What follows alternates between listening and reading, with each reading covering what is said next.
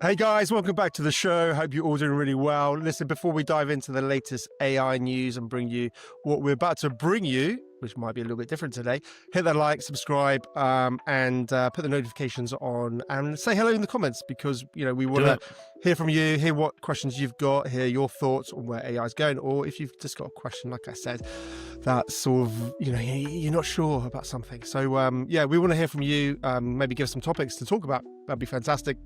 Doesn't cost anything just to hit that like. We're a new young channel. Your support means the world to us, and it really helps us grow the show so we can put more time into it. We can get a bit of love from the community, and we can move things forward and hopefully share and bring more value to you guys. So listen, on that note, 100%. Today is a different day. I don't know if you guys recall, we did say on Fridays, we're going to try and give, rather than bring you the AI news, just give you an update on how we're getting on at Ava Mind with our AI therapeutic assistant. If you haven't checked it out yet, it's on the App Store, on Google Play and all the rest of it. But there's some big news that's just come out, isn't there, Will? There is. Just trying to move the cat. He's joined me at a very convenient time. But yes. What's the cat called again? You don't laugh, he's called Tiddles. Don't laugh, he's called Tiddles. It's because he's small and tiddly. But he's got a big heart though. We should get like Tiddles on a separate camera and have his own show as well, I think. He can't help himself. Give his opinion. He can't help himself. Every time the camera goes on and the light over there goes on, he insists on jumping on my lap. He just wants to be part of the filming process, I think. And I can't ever say no to him, so he joins me every time without fail. Awesome. But yes, there is a lot of exciting things, as I'm sure you will agree, Ben, happening with Ava Mind.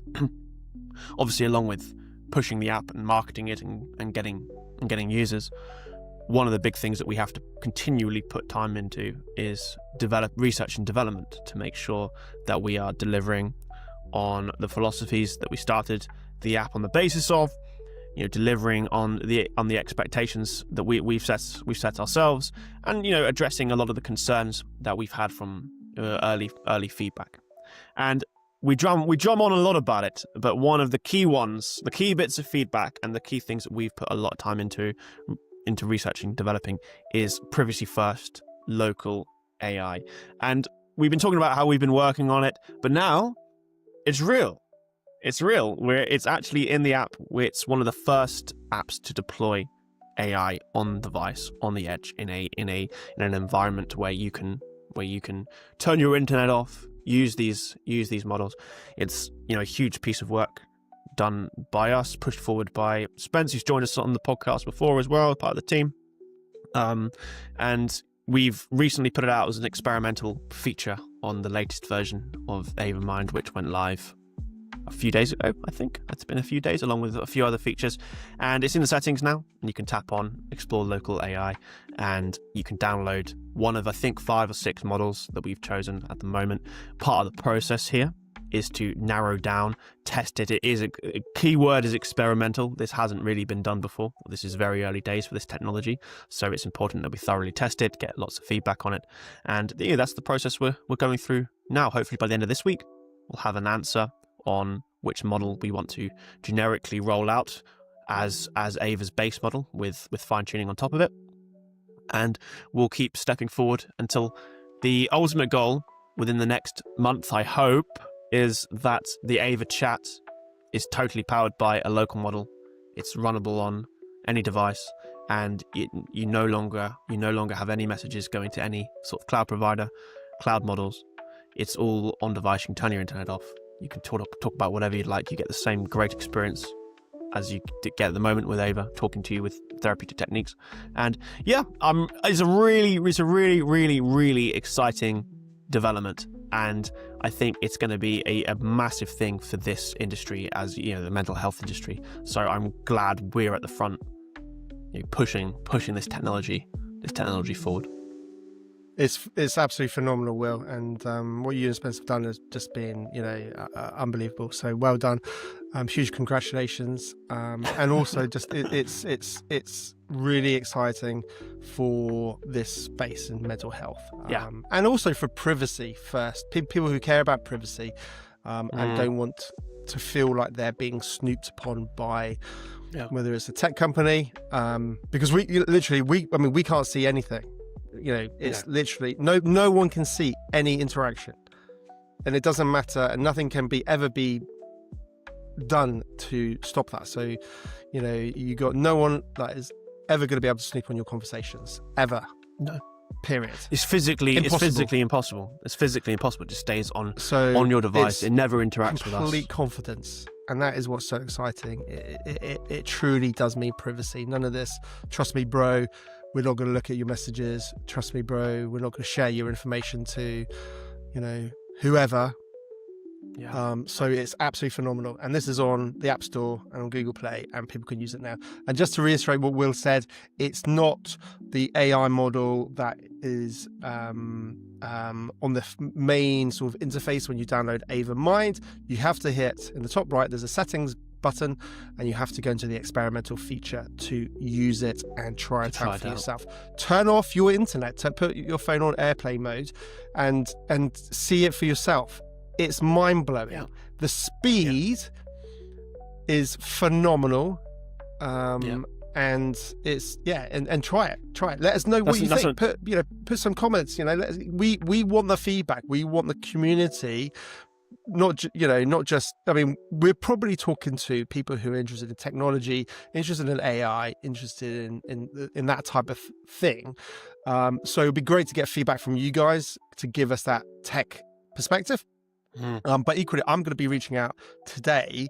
It wasn't on my agenda, but I think this is so important that I do need to get it out there to a whole number of therapists that I'm connected with, particularly on LinkedIn and private connections, just to let them know that this now exists. Because like you said right at the beginning, Will, this was always not a major concern by any stretch of the imagination, so I don't want to overblow it, but it's always been a question, a question. Yes. A question, and a very valid for some people. But 100%. Client therapist privacy and discretion is very important, obviously, and it's a standard at least upheld here very highly by UK therapists and mental health professionals. So it'd be natural for that question to arise. And before we even spoke to therapists, it was something we were talking about. We have to consider it. And go back 18 months ago, when we were first putting pen to paper on what this app was going to be all about, this just was not on the cards. It wasn't possible. We were talking about how we make server-side, sorry, it's a little bit technical, but how we make server-side mitigations for privacy. How do we secure down the databases? How do we make sure that people on the team can't see and interact with messages? How do we deal with all these privacy concerns on the server? And that's exactly what we did, and those are all there as privacy features to make sure that that people's privacy is respected, because that's really important. But this takes it to absolutely the best level possible. It's truly fantastic. Another amazing thing is that we're really proud of is the performance of it. This was a big concern, obviously, go back 18 months ago, that even if you wanted to run a model locally, you couldn't. They were, the small models that were available as base models were not good enough to have conversations, and training a model from scratch at 18 months ago was not feasible either. But technology has moved on incredibly. There's amazing open source base models. There's amazing open source software to fine tune and create your own versions of these base models. And when you actually run it on really poor hardware, I mean, literally right here, I have probably the worst, and one of the worst Android phones you can buy in terms of price. You get what you pay for, and it even runs very well on the CPU on that terrible Android phone. And that's how you've got something That's really good. One other small caveat I would say is if you're going to go and try this out at this stage, is this is obviously an experimental feature. It is much more geared towards at this very first version, and this will change very quickly over the coming weeks, but this very first version is probably more for the more technical people that understand what they're looking at. When you load up and you see the models, you'll see some, if you're technical, you'll understand those model names and where they're coming from and things. But if you aren't particularly technical, I would hold back just another couple of weeks so that a lot of the stuff there is managed, because you're going to be downloading a lot of models are massive in file size. I mean, they're humongous, and we're putting in technology to keep that managed so that you as the user don't have to do it. So if you're technical, by all means, I'd have a play. It's really, really cool if you're already in the AI space. If you're not, I think a couple of weeks or so to allow us to put in a couple more of these experimental guardrails, just to make sure that, you know, people, non-technical people, can get the best out of it, you know, as we move towards a final release over the next month. I think that'll be really exciting. And eventually we won't have that choice where people can try different models. We're just going to, with the whole point of having lots of different models, we're trying to sort of define which one we're going to definitely go for on public release effectively. In fact, I would like to think by this time next week we'll have just one model in there anyway. You know, we've released it so we can test it internally ourselves, as well as allow technical people that want to play with experimental AI to use it in the public. But obviously, we're very quickly going to be wanting to narrow down which model we're going to be using, and you know, that's one obviously less choice, less technical problem for someone to have to think about. Obviously, in the final product, we don't want to give people, you know, an overstimulation, having to look at all this technical jargon and downloading models and all that. We just want it to be seamless and, you know, a great user experience. Awesome, brilliant. Well, listen, I think exciting. That sums it up perfectly. There's no need to waffle on anymore. No. So I'll shut up, and I'll just say, listen, guys, if you're still here, thank you so much for watching. Thank you so much for listening. Hit that like, subscribe, do all those amazing things. We really, really appreciate your support. I cannot stress that enough. We'll love you and leave you until the next one. But, you know, say hi in the comments, and we'll catch you on the next one. Take care. Thank you for watching.